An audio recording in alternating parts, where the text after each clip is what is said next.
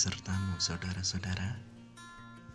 Sering sekali saudara-saudara kita yang berbeda keyakinan memberikan tantangan kepada kita untuk meminum racun sebagai pembuktian iman kita, dengan alasan untuk membuktikan apa yang tertulis dalam Injil Markus bab 16 ayat 17 sampai 18. Tanda-tanda ini akan menyertai orang-orang yang percaya. Mereka akan mengusir setan-setan demi namaku. Mereka akan berbicara dalam bahasa-bahasa yang baru bagi mereka.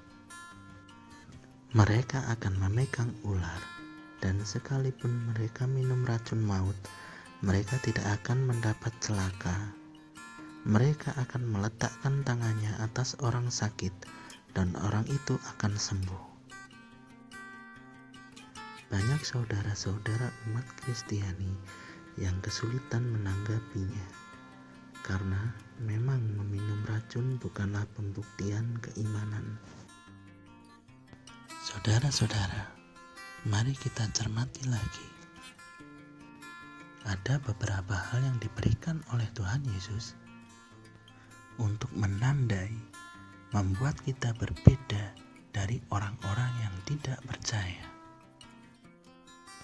Saudara-saudara, untuk memahami lebih dalam, saya akan ajukan pertanyaan.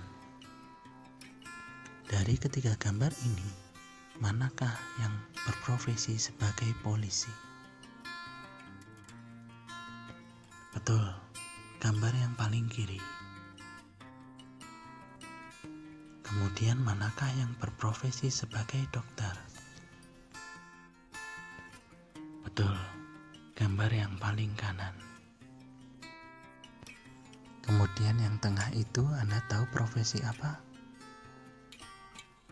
Betul, pemadam kebakaran. Anda bisa membedakan ketiga profesi itu karena perlengkapan yang mereka kenakan berbeda-beda.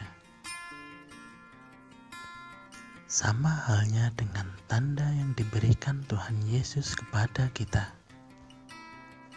Itu seumpama perlengkapan yang membedakan kita dengan orang-orang yang tidak percaya.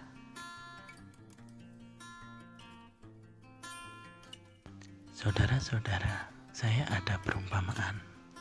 Umpamanya Anda seorang jenderal, kepala badan intelijen, dan Anda punya bawahan, seorang agen rahasia, namanya James Bond. Sebelum bertugas, James Bond ini dibekali perlengkapan-perlengkapan canggih. Salah satunya topi anti peluru. Dan saat bertugas, dia bertemu musuh.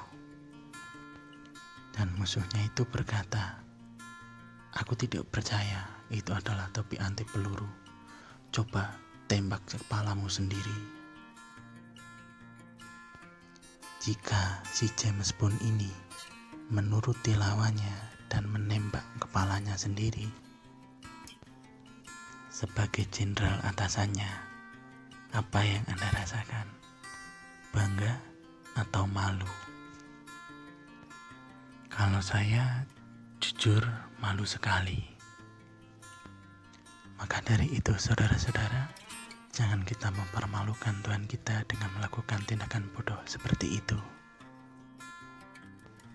Saudara-saudara, setelah kita dibaptis, kita pun menjadi James Bondnya Kristus.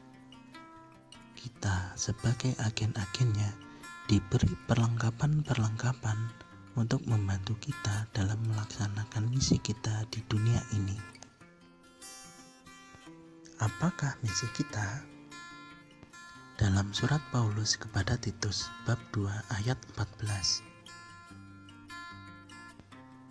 yang telah menyerahkan dirinya bagi kita untuk membebaskan kita dari segala kejahatan dan untuk menguduskan bagi dirinya suatu umat kepunyaannya sendiri yang rajin berbuat baik.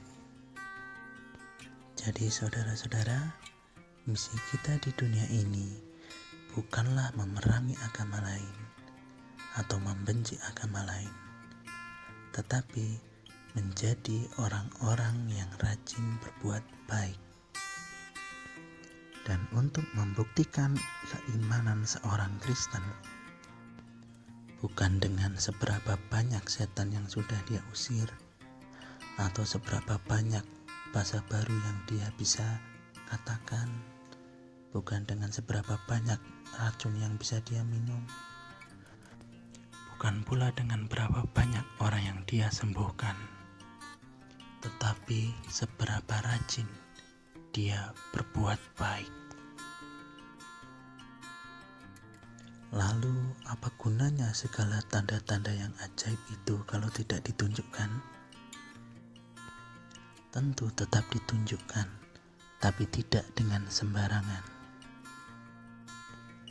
Perlu saudara-saudara ingat, ketika seorang Kristen mengusir setan dalam nama Yesus, hal itu terjadi bukan karena setan takut kepada orang Kristen itu, tetapi dia takut kepada Tuhan Yesus.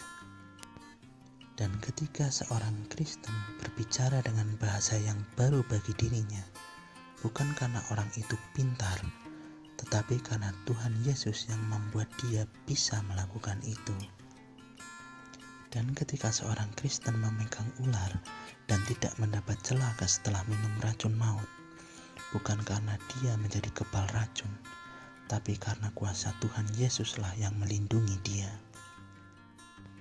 Dan ketika seorang Kristen menumpangkan tangannya atas orang sakit, kemudian orang sakit itu sembuh, bukan karena dalam diri orang Kristen itu ada tenaga penyembuh, tapi karena kuasa Yesus Kristus yang menyembuhkan orang sakit itu lewat tumpangan tangan orang Kristen itu.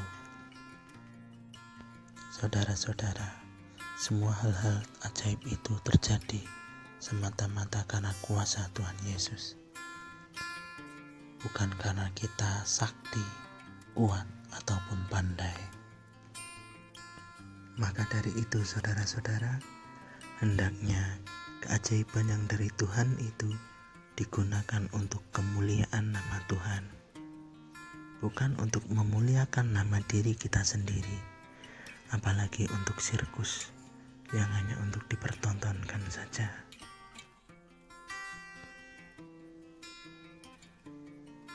Demikianlah saudara-saudara video saya ini. Semoga saudara-saudara semakin bertumbuh dalam iman. Terima kasih. Tuhan Yesus memberkati.